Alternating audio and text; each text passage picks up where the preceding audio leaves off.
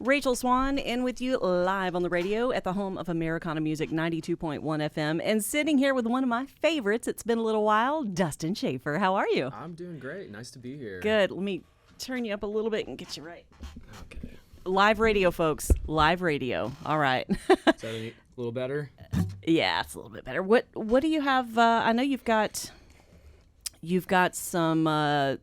Actually, let's go back a little bit. I know you've got some new stuff to talk about, and I want to talk about that and have you play some new stuff for us as well. Tell us a little bit about your background. How did you get into music? Are you a musical family? Did you grow up singing in church, or what? I mean, what's your... all the above, yeah. Honestly. I come from a musical family on both sides. Actually, my dad's brothers, my uncles, they always had guitars around, and I just always thought guitars were cool. I was probably 5.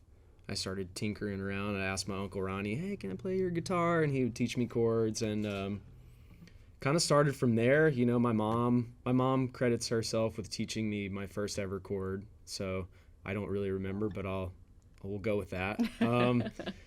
I started playing guitar at a very young age, and is also in the church choir, and just kind of, I've always played music, and I was a bad student in college. So when I was looking for a job, I wasn't having a whole lot of luck, and kind of out of just coincidence, ended up auditioning for Mickey and the Motorcars. This was back in 2011. And I auditioned and got the gig, and it was July 15th, 2011 was my first sort of full-time professional gig at Billy Bob's with Mickey and the Motorcars, and then we immediately left for a 5-week tour. So that's kind of how I started. And that's a pretty good first gig. It's a pretty good first gig. Yeah, I was extremely nervous, but everything went all right. And I spent 5 years on the road with those guys and still love them. Actually did a couple of gigs with them probably a month or two ago. Mm-hmm. Gary had hip surgery, so I filled in for a weekend. It was a blast to kind of get the band back together. And more recently, walk us up to where you are now. Yeah, so after that, I moved to Nashville, spent a couple years out there just kind of touring and feeling it out. And Nashville is a very cool town, but it just wasn't for me. I came back, and again, the Saints, I was kind of filling in for different people when I moved back to Texas. Didn't really have a plan. I was going to do solo stuff. I was actually out on the road with Reckless filling in for them, and a buddy of mine was like, hey, this band needs a guitar player that sings high harmony. And I'm like, well, I know a guy. So that was for the Saints, and I went and met up with Shane, and we talked a while, and I went and auditioned for them, played a couple songs, and that was the start of that, and that's been my gig ever since, and that's been a pretty wild ride the last couple years. A lot's been happening. Yeah, I was at the Red Rock show. That was pretty incredible. Yeah, I was at the Boulder show the night before. Oh, yeah. And then at the Red Rock show. Yeah, the Boulder show was like the dress rehearsal. Yes. But it was pretty incredible. It was really amazing. Probably the best day of my life. Yeah. I mean, hard to top that. Yeah, it was really, really good. And for us, too, out in the crowd, it was amazing. It was really, really good. And then, okay, so it's been a little while since you came in with Michael Kelton. You were doing this Sideman song swap, and then you guys just did another one pretty recently. We did one of those. I think it was last week, last Wednesday. I wasn't able to come in to the studio. I had some stuff going on that day, but we did Sideman song swap at the Redbird. He's kind of trying to give that some legs and get that going to be more of a staple in town on Wednesday nights. And if you guys don't have anything going on, that's I think going to be either a bi-weekly kind of thing or maybe once a month, or I'm not really sure. But I think right now it's once a month, but I think we're about 3 weeks out for the next one. Him and Pablo Trujillo are doing one next Wednesday. So okay. Pablo plays for Mickey currently, so gotcha. I know that's happening. That's a pretty cool It's a very cool venue. It's a great venue for that sort of thing. We kind of tell stories of the road, and Michael's got some great songs, and he's a great dude. And anytime he hits me up, I'm like, yep, I'm there. Let's do it. You know, as long as our schedules work out. So we're very familiar with "Wait for Me," playing that here on KBT, and you played that one for me last time you came in. So if I had to hold a gun to your head, singer-songwriter, or sorry, I got very aggressive. Sorry. If I had to hold a gun to your head and say singer-songwriter or lead guitar player, which way were you gonna go? Man, I'm a guitar player for sure. Like, there's no doubt about that. There's no doubt about that. I mean, you know, that's a tough. It's a gray area because at the end of the day, you're composing music.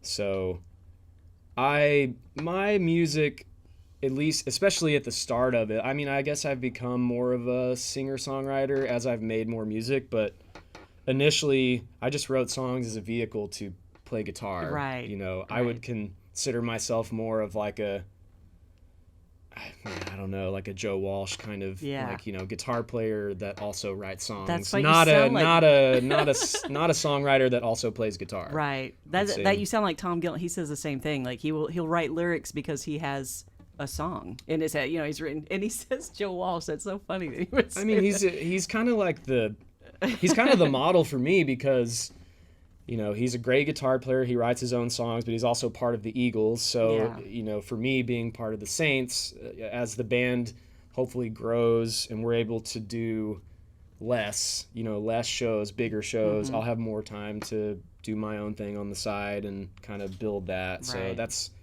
I say Joe Walsh just because he's kind of my model for what I would like to do long term in my music career. So who would you say are your guitar heroes? Eddie for sure is like probably my number one. Rest in peace. That's kind of what I was when I was 12-ish to 14. I was listening to a lot of like hair metal. And that's kind of how I learned to play guitar. There's some just wicked guitar players in that era of music. Van Halen was definitely kind of the main one. Eric Johnson. I was gonna say Eric Johnson. I hear that tone sometimes. Well, that's a very, very high compliment. I thank you for saying that.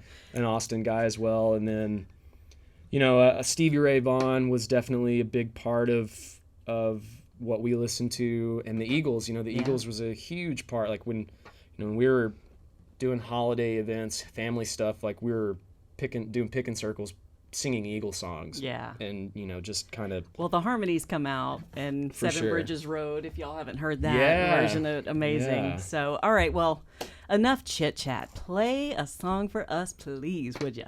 Okay, yeah. Do you want to hear a new one or an old one, or maybe save the new one for next time? I want to hear the new one. You've got to... so tell us about a song coming out Friday? Yeah, as long as I didn't mess anything up, it should be out Friday. Okay.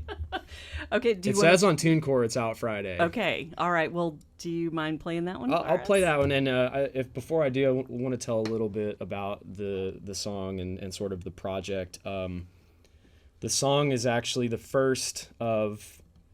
I'm hoping to do a complete album, but it's me playing all the instruments, drums, bass, singing, guitar, obviously. I have 2 songs recorded. I've got a couple more written, and it's something that I hopefully will be able to chip away at over the next year, maybe year and a half, and you know, in 2024, hopefully maybe early 2025, like have a full LP of like one-man band songs. And I'm kind of like trying to do, you know, I did these 2 songs at Melody Mountain in Stephenville. I want to do maybe a couple at Yellow Dog and Wimberley, you know, maybe do a couple in Dallas at Modern Electric where we're recording the Saints' new music, you know, just kind of go around and do some songs in different places. And that's the idea for the project.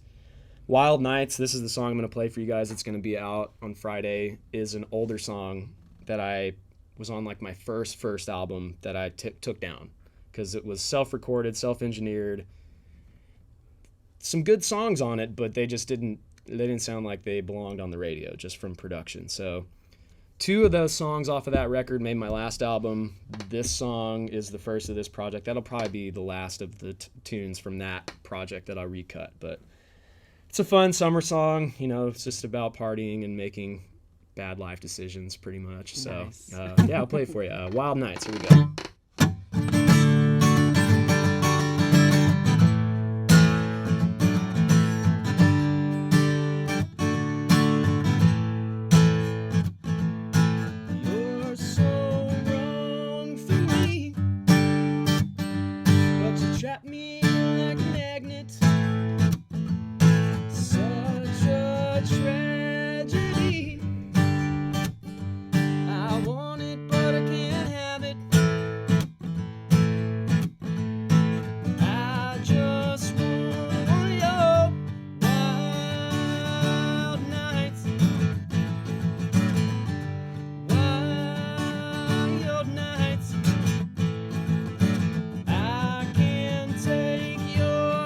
time and ways, but I can't take it when you walk away.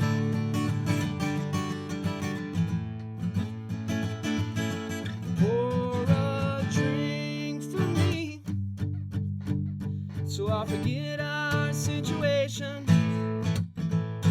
Girl, you're never free. You're a high dollar operation. Just a memory, and there ain't no moderation. I just wanna want your wild nights, wild nights. I can't take your two-time and ways.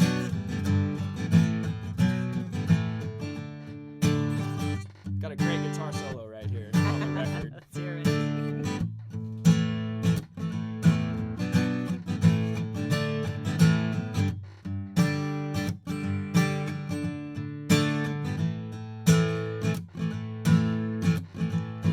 I woke up alone, just like I knew I would. I can't take one more of your wild nights, wild nights, wild nights, wild nights.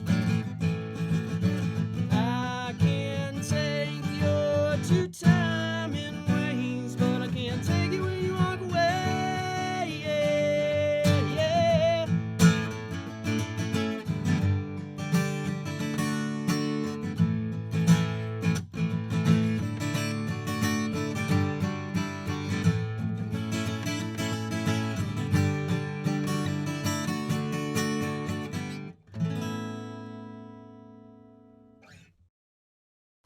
.1 FM Radio New Braunfels. Rachel Swann in studio with Dustin Schaefer. That was amazing. Tell us about, okay, the one you just played, Wild Nights. We were talking a little bit off air. Let's go back to what we were saying off air about putting music out and singles out, and go back to that one. Tell us about where you recorded that. So I recorded that one at Melody Mountain Ranch in Stephenville, Texas, with Josh Serrato, who now plays with Co. He used to play for William Clark Green. I've known Josh since we were like late teenagers. He's from Gonzales. I'm from Victoria. We were doing shows, like we were both in like hardcore metal bands, and we met when I think I was like 17. He was probably 15, and without kind of tooting my own horn and tooting his horn, like we sort of don't you toot somebody else's horn, Dustin. Hey. We kind of both recognized that we were sort of like a little bit way better than everybody else playing around. I don't say like you. that, Well, so we've kept in touch over the years, and like we come from the same school of music, mm-hmm. and we like the same kind of stuff. So anytime I've ever recorded with him, I did my last record, like that song Wait For Me, you guys have been spinning, recorded that in Stephenville, recorded my last record before that in Stephenville. He just sort of like gets me, and he knows what I want to do before we even talk about it, just because we have that same sort of mindset, mm-hmm. which is good. But I also want to try some songs in some different locations to sort of get different feels and different sounds and vibes and stuff. So like I have song Wild Nights, it'll be out on Friday recorded. I have another song recorded with Josh that I'm really, really excited about that'll probably be out later this year. But you're keeping that one. I'm gonna keep close. that one. I'm gonna keep that one. Sit on that one for a little bit, Right. And then, I mentioned like maybe do a couple songs in Wimberley at Yellow Dog, a couple songs maybe at Modern Electric, which is where we are recording new music with the Saints. Just kind of, when I posted the initial promo on the socials, I kind of made a joke about how it's like Sonic Highways, like the Foo Fighters, but if you ordered it from Wish, it only got one guy. But that's kind of the goal. I'm trying to take video of the recording process and have all that for content. And it's the world we live in. I'm one of a million artists, and I'm just trying to like put out stuff that's cool in a way that will make people notice and try to get some spins. I'm independent, never hired a radio promoter or anything like that, so whatever I can get is good. Just try to put out music I'm proud of. I've obviously got a really fantastic full-time gig that pays the bills, so I'm not like stressing to come up with money. The eternal struggle, right? Yeah, and it's hard for independent artists that front bands in the initial phases, because it's kind of like they're getting paid the same they were getting paid 10 years ago, but I mean, obviously the cost of living is not the same as it was. No, sir. So it's a struggle, and people don't really buy records anymore. Like when I put my last album out, I got a ton of Spotify streams. Like I was really stoked about how many Spotify streams that I got. I looked on Apple on my TuneCore report. I sold like 20 copies, like of people actually. But in terms of like traffic, I got thousands and thousands of spins, which was awesome. But thousands and thousands of spins like got me $40 or something, Wow. So yeah. And it cost way more than $40 to make an album, just for the record. A little bit. And that's the thing that we were talking about. It's so expensive to make the music, and then to support yourself as a musician, no matter if you're fronting a band or if you're, in a band, or just, trying to put out a record, it's really, really difficult. And people don't realize, like, there was this thing on social media about, when you pay a musician to come and play an acoustic gig, you're not just paying for them to sit up there for, a couple of hours or 3 hours and play music. You're paying for the instrumentation and strings and the travel and all the work they put into it for years and years, to get to that place. The show is not the work. Exactly. The show is fun. Like what's hard is the travel, like you said, gas, cost of equipment, the years and years and years you put into hopefully not sucking at playing music, that's what you're paying for. And, music is just it's become such a cheap commodity, unfortunately. And there's so much great music out there that you'll never hear, like, unfortunately. And my buddy Rio, who you guys know, was telling me that there's some new Spotify algorithm change where if you don't already have like 20,000 monthly listeners, you're going to get basically like put to the back of the line. Yeah, I guess. I haven't really done much research into it, but it's just like, oh, well, thanks Spotify for that one. So here's your public service announcement. Support local music, support live music, support local musicians, and local radio, folks. Let's listen to local radio. For sure. So speaking of, we got a local live musician and local radio. How about you play another one for us? I will. I'm actually going to play a song I co-wrote with a very good friend of mine that you guys know by the name of Jade Patek. Awesome singer, awesome songwriter, good friend of mine. This was on my last album, and it's probably my favorite song I've ever recorded. It's called Cold Shoulder.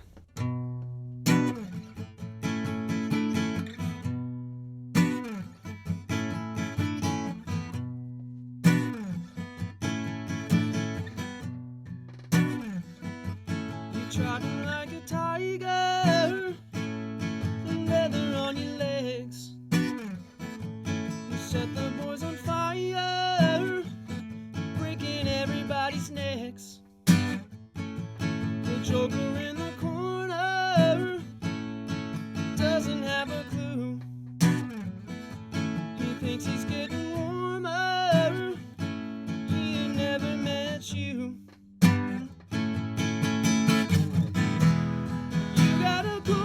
Shoulder, know how to shoot a man down.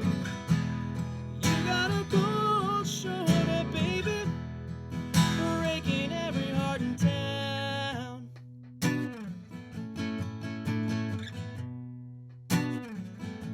It wasn't wise to choose her. No, he tried his best. He's limping like a loser, chin up in his chest. You got a cold shoulder,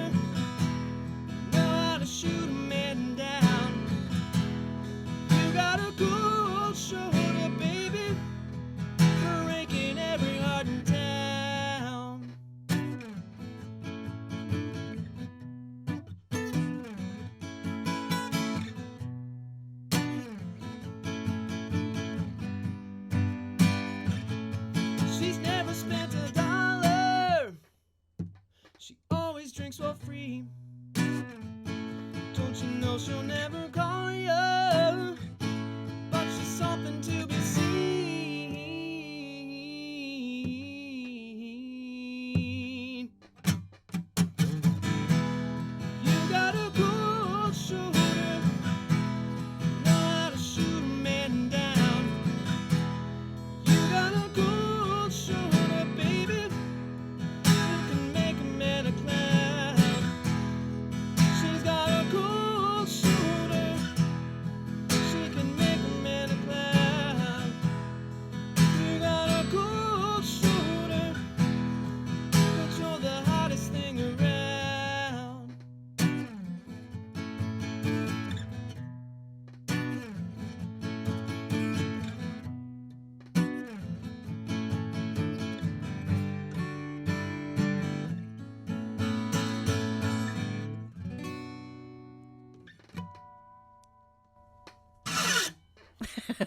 Tasty.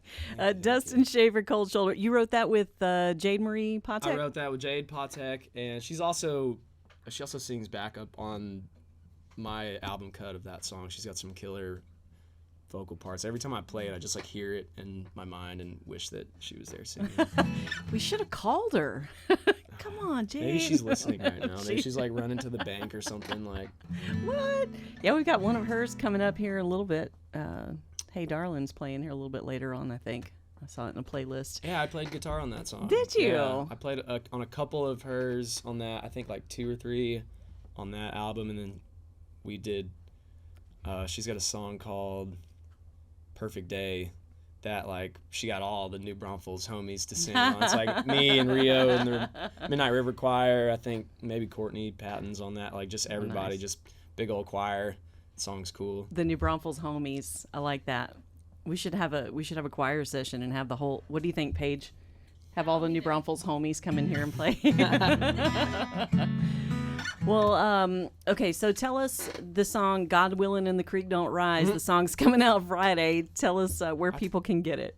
I think it's just where normal On all the- stuff. Spotify, Apple Music. Where can we buy it to help you the most? You know, that's a interesting question. I would say, you can buy it on Apple Music for $1. What's more helpful is if you listen to it on Spotify or whatever, is like throw it on a playlist. Throw it on, share it with your friends, put it on a playlist, share the playlist. That's kind of how the algorithm helps you get in the mix. Okay, a lot of us didn't know that. That's good Yeah, information. I think that's kind of the move with Spotify, and obviously I haven't really figured it out. I'm not getting rich off Spotify by any means. So, if you like the song, just whatever way you listen to it is cool. Just tell people about it, and yeah, that's all we can hope for. All right, so you know? Wild Nights coming out on Friday, like Dustin said. Well, thank you for coming in and talking with us. Thanks for having me. Always a pleasure. Thank y'all for spinning my music. Yes. I've hopped in the truck many times and heard my song, and that never gets old. It's So. such a good Yeah, song. I really you. love it. I find myself singing it and humming Oh, along. well, thank you so much. I wrote that one with Mickey, so So good. A little credit to him on that one. Well, next time you're around, stop by and say hi. I will. We'll talk about some more music stuff. The song we're talking about is this one, Dustin Schaefer, "Wait for Me."